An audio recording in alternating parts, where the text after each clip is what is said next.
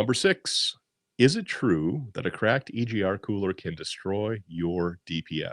Not directly. A cracked EGR, now I guess if you dumped a whole bunch of coolant, cold coolant onto a hot DPF could damage it. But usually a cracked EGR cooler doesn't actually damage the DPF itself, but it can set off a chain reaction that ultimately wrecks your aftertreatment system if it is left unchecked.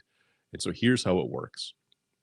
When an EGR cooler cracks internally in a certain way, the coolant will seep into the exhaust system, and coolant contains propylene glycol, which is kind of sweet, by the way. That's why your dog will drink it, and it will poison your dog. So don't let your dog drink propylene glycol. And propylene glycol is toxic to your aftertreatment system as well.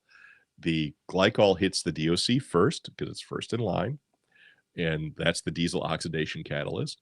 That has aluminum oxide inside as the wash coat.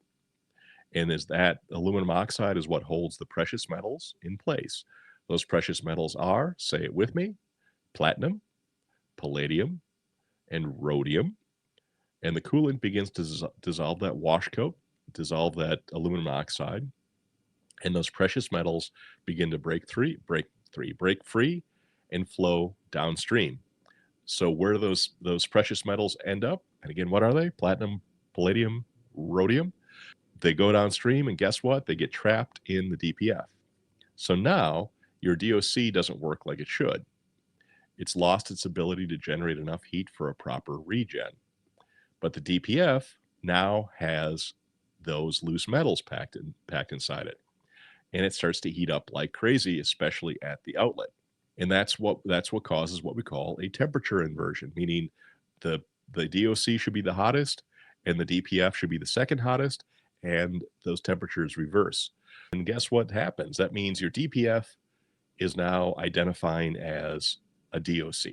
So the precious metals, the platinum, palladium, and rhodium that were in the DOC have now jumped a foot or two down the line into the DPF.